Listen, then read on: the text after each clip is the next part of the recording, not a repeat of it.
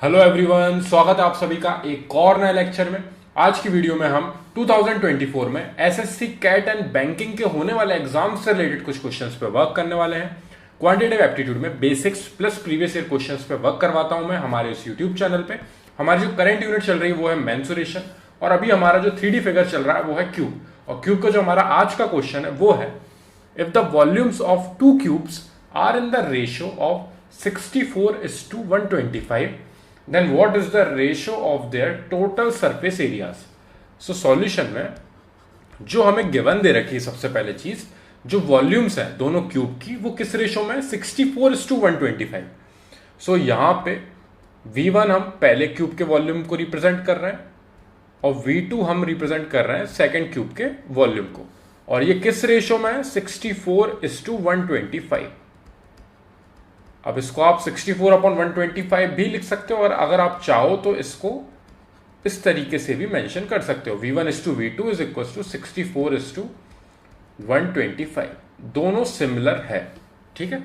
अब हमें फाइंड क्या करना है, then what is the ratio of their total surface area. Total surface area का रेशियो, तो टोटल सरफेस एरिया को मैं S1 से रिप्रेजेंट कर रहा हूं फर्स्ट क्यूब के, और S2 से रिप्रेजेंट कर रहा हूं सेकेंड क्यूब के, और इसका रेशियो हमें फाइंड करके लाना है। ये अननोन है हमारे पास, ठीक है। तो ये वैल्यू फाइंड करनी है। वॉल्यूम्स का रेशियो उन्होंने हमें गिवन दिया है, उसकी हेल्प से हम यहाँ पे आगे बढ़ेंगे क्वेश्चन में। अब देखिए, ये दोनों की वॉल्यूम का रेशियो है। अब इसका मतलब ये नहीं है कि वॉल्यूम 1 हमारी 64 हो जाएगी, नहीं। हमारी जो ओरिजिनल वैल्यू है वो 64 हम नहीं कह सकते। हो सकता है कि ये हो 64, लेकिन हम यहाँ पे स्पेसिफिक डिफाइन नहीं कर सकते, क्योंकि ये रेशियो है। जब दोनों की वॉल्यूम्स को एक दूसरे से डिवाइड करा गया तब 64:125 वैल्यू आई है। यानी कि यहां पे ऐसा हो सकता है कि कोई कॉमन न्यूमेरिकल वैल्यू से ये दोनों कैंसिल आउट हुए हों। यानी कि यहां पे अगर हम इसको बोलें कि हमारे फर्स्ट क्यूब की वॉल्यूम 128 है, ये हमारी V1 अगर 128 होती और V2 हमारी होती 250, तो फिर अगर हम V1:V2 फाइंड करते तो 128 से जब 250 डिवाइड करते तो ये 2 से कैंसिल आउट हो जाता। 2 से कैंसिल आउट होता तो यहां पे आता 125, और 2 से कैंसिल आउट हो गया हमारा यहां पे आता 64। तो फिर हम इस रेशियो तक पहुंच जाते। तो यहां पे आप देख सकते हो कि आप V1 की वैल्यू कुछ भी डिफाइन नहीं कर सकते, क्योंकि वो 128 भी हो सकती है, हो सकता है वो 64 हो और सेकंड की वॉल्यूम आपकी 125 हो। तो यहां पे हमें दोनों की स्पेसिफिक अलग अलग वॉल्यूम नहीं पूछी गई है क्वेश्चन में, और ना ही हम बता सकते हैं, जितनी हमें इंफॉर्मेशन गिवन है उसके हेल्प से हम ये फाइंड नहीं कर सकते कि किसकी वॉल्यूम कितनी होगी।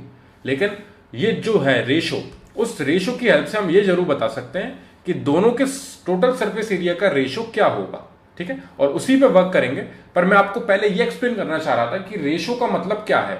रेशो का मतलब ये नहीं है कि V1 की वैल्यू आपकी 64 हो जाएगी और V2 की वैल्यू आपकी 125 हो जाएगी। हमें नहीं पता है कि स्पेसिफिक वॉल्यूम क्या है, क्योंकि 128 और 250 अगर वॉल्यूम्स हैं तो भी उनका रेशो 64:125 आ रहा है। तो यहां पे वॉल्यूम का रेशो गिवन है, दोनों की स्पेसिफिक वॉल्यूम गिवन नहीं है। उस रेशो की हेल्प से हम किस तरीके से क्वेश्चन में आगे बढ़ेंगे वो हमारे लिए मैटर करता है। तो ये मैंने आपका एक रेशो का कंसेप्ट क्लियर किया है। अब हम आगे बढ़ते हैं। अब हमें सबसे पहले पता होना चाहिए कि वॉल्यूम के फॉर्मूला क्या होता है हमारा, जो कि हमें ये पता है कि वॉल्यूम ऑफ क्यू हमारा होता है, वॉल्यूम ऑफ क्यू हमारा होता है ए क्यूब, और टोटल सरफेस एरिया यानी कि total surface area of a cube is equal to 6a²। अब ऐसा क्यों है ये भी मैं आपको रीजन बताऊंगा, ताकि आपको, क्योंकि क्वेश्चन में तो बहुत इजी है, डायरेक्टली आंसर आ जाएगा ज्यादा से ज्यादा आपका 10 सेकंड में या 15 सेकंड में। लेकिन हमारे लिए जो मैटर करती है वो है कि हमारा कंसेप्ट कितना क्लियर है। तो यहां पे वॉल्यूम ए क्यूब क्यों होती है, आप देख सकते हैं। मैं ये जो फ्लोर है मैं इसको मार्क कर रहा हूं बस ये लाइनिंग से, आप बस इस फ्लोर पे ध्यान देना, ठीक है। तो ये हमारा क्यूब का फ्लोर है। अगर मैं इसको कवर करूं, इसको कवर करूं, तो आप सबसे मेन इंपॉर्टेंट चीज, हमारा जो क्यूब होता है उसकी सारी साइड्स इक्वल होती हैं। तो यहां पे अगर जैसे कि आपकी ये साइड आपकी ए है तो ये साइड भी आपकी ए होगी, और आपकी जो हाइट है वो भी आपकी ए होगी। तो आपकी लेंथ, ब्रेड्थ और हाइट तीनों आपकी सिमिलर होंगी, क्योंकि ये क्यूब का क्वेश्चन है। अगर क्यूबॉइड होता तो एल, बी और एच तीनों अलग अलग आती, ठीक है। तो यहां पे सारी साइड्स इक्वल होती हैं क्यूब की, ये पहली प्रॉपर्टी होती है क्यूब की। तो यहां पे क्यूब का वॉल्यूम फाइंड करना है। अब आप देखो कि अगर आप एक पर्टिकुलर स्क्वायर है जिस पे आप कोई भी चीज रख रहे हो, क्योंकि वॉल्यूम का मतलब हमारा होता है कैपेसिटी। तो अगर हम इस क्यूब को पूरा फिल कर रहे हैं ऊपर तक, तो आप देख सकते हो अगर मैं यहां पे इस फ्लोर पे कोई भी चीज रख दूं तो वो सिर्फ इस फ्लोर के एरिया को कवर करेगी, लेकिन अगर मैं उसे इस पर्टिकुलर हाइट तक कवर करूं तो थोड़ी हाइट इंक्रीज होगी। सेम अगर मैं इसको और भरता चला गया लिक्विड से, और भरता चला गया और भरता चला गया, और इन द एंड फाइनल इस पोजीशन यानी टॉप तक पहुंच गया, यानी कि ये पूरा फिल हो चुका है बॉक्स, और पूरा फिल हो गया यानी कि ये उसकी टोटल वॉल्यूम हो जाएगी क्यूब की। ये पूरी कैपेसिटी की वो कितना होल्ड कर सकती है, चाहे वो लिक्विड हो चाहे वो कुछ सॉलिड चीज हो, ठीक है। तो यहां पे अगर मैं सिर्फ और सिर्फ इस स्क्वायर को कवर कर रहा हूं, याद रखना जो हमारी नीचे वाली फ्लोर है वो स्क्वायर शेप में है, सारी साइड्स जो है हमारी इक्वल है, और सारे जो फेसेस हैं हमारे, जो इस क्यूब के जितने भी फेस हैं वो सब स्क्वायर शेप में है, क्योंकि सारी साइड्स इक्वल हैं। तो अगर मैं नीचे का एरिया कवर कर रहा हूं, यानी कि इसकी लेंथ और ब्रेड्थ दोनों इक्वल है, तो हमारा एरिया ऑफ स्क्वायर होता है ए स्क्वायर। एरिया हमारा ए स्क्वायर होता है। आप देख सकते हैं कि यहां से लेकर यहां तक सब कुछ कवर करना, तो वो इस साइड का इस साइड में मल्टीप्लीकेशन यानी कि एरिया होता है हमारा। अब अगर मैं इसको पूरा टॉप तक फिल कर दूंगा तो इसकी हाइट कितनी है, वो भी ए है। तो जब मैं यहां पे इस फ्लोर पे कोई भी चीज रख रहा था तो मैंने दोनों का मल्टीप्लाई किया। अब उसे मैं अगर एक पर्टिकुलर हाइट तक भरता जाऊंगा तो उस हाइट का भी मल्टीप्लीकेशन होगा, यानी कि हमारा वॉल्यूम ऑफ क्यूबॉइड हो जाएगा, क्यूब हो जाएगा ए क्यूब, ठीक है। वॉल्यूम ऑफ क्यूब की बात चल रही है, वो हमारा ए क्यूब होता है। और सेम आपका वॉल्यूम ऑफ क्यूबॉइड जो होता है वो होता है L into B into H, क्योंकि उसमें तीनों साइड अलग होती हैं, इसमें तीनों इक्वल है, तो ए इंटू ए यानी कि ए क्यूब। यही डिफरेंस होता है बस, ठीक है। तो हमें यहां पे वॉल्यूम पता चल गया है किस तरीके से ए क्यूब होता है, तो हमारा वो कंसेप्ट क्लियर हुआ। अब हमारी बात आएगी टोटल सरफेस एरिया पे। टोटल सरफेस एरिया यानी कि आप उसके सारे फेसेस को पेंट कर रहे हो, कवर कर रहे हो, ठीक है। अभी हम इसके अंदर कोई सामान भर रहे थे तो वो हमारी कैपेसिटी थी, हमारी वॉल्यूम थी। अब हम इसके फेसेस को कवर कर रहे हैं, तो अगर हम इसके सारे फेसेस को पेंट करेंगे तो आप देख सकते हो एक क्यूब में 6 फेस होते हैं, क्यूबॉइड में भी 6 फेस होते हैं। तो ये हमारा फ्रंट वाला फर्स्ट फेस हो गया, आप देख सकते हैं ये। इसके जस्ट अपोजिट आपका बैक साइड वाला वो आपका सेकंड फेस हो गया, ठीक है। उसके बाद साइड फेस होते हैं, ये हमारा लेफ्ट साइड वाला और सेम हमारा राइट साइड वाला। तो ये साइड वाले दोनों फेसेस हो गए, आगे पीछे के हमने फेस कवर कर ही दिए। और फिर उसके बाद ये जो ऊपर का है टॉप फेस, और सेम ऐसे नीचे है हमारा बॉटम फेस। तो आगे पीछे के राइट लेफ्ट और ऊपर नीचे टोटल 6 फेस होते हैं। और अगर आप देखोगे हर एक फेस जो है वो स्क्वायर शेप में है, तो स्क्वायर का एरिया हमारा कितना होता है, ए स्क्वायर। तो हमारा एक फेस का एरिया ए स्क्वायर है, तो टोटल 6 फेसेस का एरिया कितना हो जाएगा, 6 ए स्क्वायर, 6 का मल्टीप्लाई। तो टोटल सरफेस एरिया हमारा 6 ए स्क्वायर इस तरीके से आता है।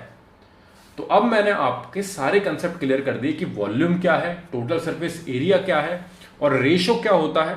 सारी चीजें पता होने के बाद अब हम यहां पे वैल्यूज रखेंगे। अब याद रखना ये जो मैंने ए मेंशन कर रखा है, अब मैं इसे हटा रहा हूं क्योंकि यहां पे हमें 2 क्यूब गिवन दिए हैं, ठीक है। तो मैं फर्स्ट क्यूब की साइड को मान रहा हूं A1, तो A1 ही उसकी हर साइड होगी क्योंकि क्यूब की सारी साइड्स इक्वल होती हैं। और जो हमारा सेकंड क्यूब है उसकी मैं मान रहा हूं साइड A2, तो उसकी भी सारी साइड्स हमारी A2 होंगी, ठीक है। तो मैंने 3 जगह इसलिए लिखा है स्पेसिफिक, ताकि लेंथ, ब्रेड्थ और हाइट तीनों आपकी सेम है, तो तीनों A2 है, ठीक है। आप चाहो तो एक ही जगह लिख सकते हो, और आपको वैसे भी ना फिगर बनाने हैं ना वहां पे आपको कुछ इस तरीके से डिफाइन करना है, आपको सीधे वैल्यू फाइंड करके लानी है जो आपसे पूछी गई है रेशो की। अब यहां पे V1:V2, V1 से V2 को डिवाइड कर रहा है, तो वॉल्यूम ऑफ फर्स्ट वाला जो क्यूब है उसका वॉल्यूम हमारा कितना होगा, A1 का क्यूब, क्योंकि हमारी साइड A1 है। अगर नॉर्मल A मानते तो A क्यूब लिखते, यहां पे A1 क्यूब आएगा और यहां पे आएगा A2 cube. Same surface area यहां पे 6A स्क्वायर की जगह 6A2 स्क्वायर, क्योंकि यहां पे साइड हमने A2 मानी है, और यहां पे हमारा सरफेस एरिया हो जाएगा 6A1 स्क्वायर। आई होप इसमें कोई दिक्कत नहीं होगी आपको। अब यहां पे हम आगे बढ़ते हैं। V1 से V2 का ratio, V1/V2 is equal to 64:125।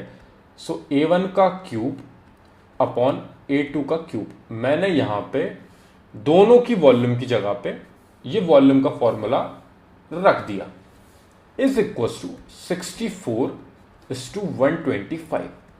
अब इसको यहां पे सॉल्व करने के दो तरीके हैं, इसमें हम दो तरीकों को देखते हैं, एक यहां पे कर रहा हूं मैं और दूसरा मैं यहां पे करूंगा, ठीक है। अब इसको आप सबसे पहले किस तरीके से लिखोगे, a1 अपॉन a2 का होल क्यूब, बिल्कुल लिख सकते हो आप इसे, और यहां पे हमारा 64:125 सेम टू सेम लिखा रहेगा, ठीक है। दूसरी तरीके से आप किस तरीके से करोगे, ये तो सेम आएगा आपका a1 अपॉन a2 इसका होल क्यूब, क्योंकि दोनों का क्यूब है तो दोनों का अलग अलग क्यूब की जगह इसको हमने होल क्यूब कर लिया, इज इक्वल टू 64 जो है वो हमारा 4 का क्यूब होता है और 125 जो है वो हमारा 5 का क्यूब होता है। तो मैंने इनको भी इनके क्यूब के टर्म्स में लिख लिया, ठीक है। इधर यहां पे हमारी नेक्स्ट स्टेप क्या होगी कि a1 अपॉन a2 को यहीं छोड़ देंगे हम, इज इक्वल टू हमारी सामने वैल्यू क्या है 64:125 और ये जो क्यूब है यहां पे उस साइड जाके ये हमारा क्यूब रूट हो जाएगा। क्यूब रूट में यहां पे 3 लिखा हो जाता है, याद रखना, अगर यहां पे 3 नहीं होता तो ये स्क्वायर रूट कहलाता, ठीक है। तो ये क्यूब रूट है। अब यहां से क्यूब फाइंड करने, क्यूब रूट निकालने हमें दोनों वैल्यू के, और यहां पे किस तरीके से लिखेंगे इसे हम, a1 अपॉन a2 इसका whole cube is equal to 4/5 का होल क्यूब लिख सकते हैं हम। सेम यहां पे जो ऊपर स्टेप करी थी हमने, इनको होल क्यूब में लाए थे, वही सेम इनको हमने होल क्यूब में लिख लिया। तो यहां पे ये क्यूब से क्यूब आप कैंसिल आउट कर सकते हो और a1 अपॉन a2 की वैल्यू आपकी आ जाएगी 4/5, ये आपकी आ जाएगी वैल्यू a1 अपॉन a2 की। और यहां पे अगर आप चाहो तो वही सेम प्रोसेस है, बस यहां पे क्यूब रूट फाइंड करना है। 64 का क्यूब रूट आपका 4 होता है और 125 का क्यूब रूट आपका 5 होता है, दोनों से सेम आंसर आएगा।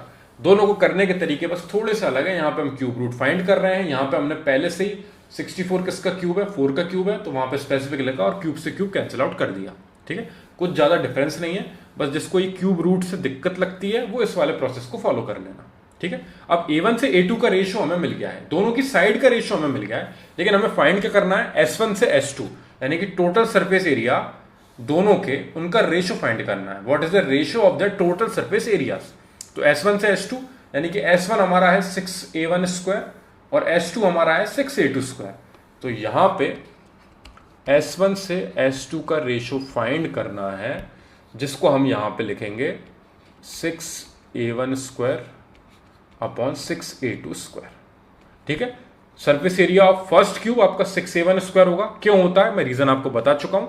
सेम 6a2 स्क्वायर, बस साइड चेंज हो जाएंगी, बाकी फॉर्मूला सेम रहता है क्यूब के एरिया फाइंड करने का, टोटल सरफेस एरिया फाइंड करने का, इज इक्वल टू यहां पे मैं ये 6 से 6 कैंसिल आउट कर सकता हूं, दोनों के पास ऊपर नीचे है और दोनों डिवाइड में है, तो ये 6 से 6 कैंसिल आउट हुआ, तो आपको ऊपर मिलेगा a1 स्क्वायर, नीचे मिलेगा आपको a2 स्क्वायर, ठीक है। अब यहां पे हम सेम लिख सकते हैं a1 अपॉन a2 का होल स्क्वायर, जो हमने ऊपर वाले स्टेप में किया था, होल स्क्वायर हम लिख सकते हैं। तो a1 से a2 का रेशियो आपको पता है, a1 अपॉन a2 की वैल्यू कितनी है 4:5, सो 4:5 में यहां पे आके सब्स्टिट्यूट कर दूंगा और इसका होल स्क्वायर जो कि आपका चल रहा है क्वेश्चन में। सो a1 अपॉन a2 की वैल्यू 4:5 हमने फाइंड करी थी वॉल्यूम की हेल्प से। उस a1 अपॉन a2 को हम यहाँ पे सरफेस एरिया की जगह पे, जहां पे हमें यूज करनी है a1 से a2 की वैल्यू, वो हमने 4/5 ला के रखी। 4 का स्क्वायर हमारा होता है 16 और 5 का स्क्वायर होता है हमारा 25। जिसको लगाओ कि ये होल स्क्वायर को हमने इस तरीके से खोला, तो आप चाहो तो एक स्टेप और बढ़ा सकते हो, 4/5 का होल स्क्वायर को आप लिख सकते हो 4 का स्क्वायर अलग, 5 का स्क्वायर अलग, और फिर यहाँ पे 16 और नीचे 25, जिसको अगर यहाँ पे ये डायरेक्ट स्टेप में दिक्कत लग रही है तो, ठीक है। जैसे ये अलग अलग स्क्वायर थे, इनको होल स्क्वायर लिखा था, तो होल स्क्वायर को भी हम अलग अलग स्क्वायर में डिवाइड कर सकते हैं, ठीक है। और फिर उसके बाद उनका स्क्वायर 16:25, चाहो तो आप डायरेक्टली ये स्टेप लिख सकते हो, ठीक है। तो इस तरीके से हमारा फाइनल आंसर आ रहा है 16:25। अगर आपको ऑप्शन इस तरीके से दिया है तो आप ये टिक कर देना, अगर अपॉन में दे रखा है तो आप ये लिख सकते हो, दोनों सेम चीज है, ठीक है। आई होप ये क्वेश्चन आपको समझ में आया होगा। इसमें 3 कंसेप्ट देखे अपन ने।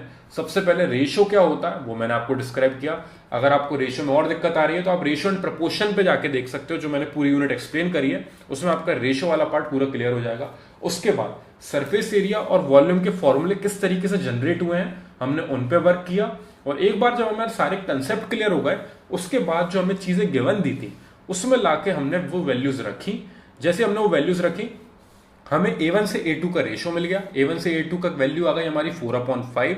उसके बाद सरफेस एरिया के रेशियो फाइंड करने थे। टोटल सरफेस एरिया का फॉर्मूला होता है 6a² तो यहाँ पे फर्स्ट वाले क्यूब की हमारी साइड A1 है तो A1 आ गया यहाँ पे, और सेकंड वाले क्यूब की वैल्यू हमारी जो साइड की है वो है A2, तो यहाँ पे A2 आई। दोनों को हमने यहाँ पे 6 से 6 कैंसिल आउट किया। A1 और A2 जो है उनको हमने होल स्क्वायर में लिख लिया क्योंकि दोनों पे अलग अलग स्क्वायर था। स्क्वायरिंग करी 4/5 की, क्योंकि A1 से A2 की value A1/A2 is equal to 4:5 हमारी आ चुकी है। 4/5 वैल्यू का हमने स्क्वायर किया, 16:25 हमारा फाइनल रिजल्ट आया है, जो कि हमारा फाइनल रेशियो होगा टोटल सरफेस एरिया दोनों क्यूब के हमारे जो हमें फाइंड करने थे। आई होप ये क्वेश्चन मैं आपको समझा पाया हूं। अगर फिर भी कोई अगर आपको दिक्कत लगी है या फिर मेंसुरेशन में और कोई से फिगर के क्वेश्चन में या फिर 2D फिगर्स के क्वेश्चन में अगर आपको कोई इशू आ रहा है या कोई दिक्कत आ रही है, आप मेरे को कमेंट सेक्शन में जरूर डिस्क्राइब करना ताकि मैं उनको पहले सॉल्व कर सकूं और फिर हम नेक्स्ट क्वेश्चन पे बढ़ सकें। Thank you very much for watching this video.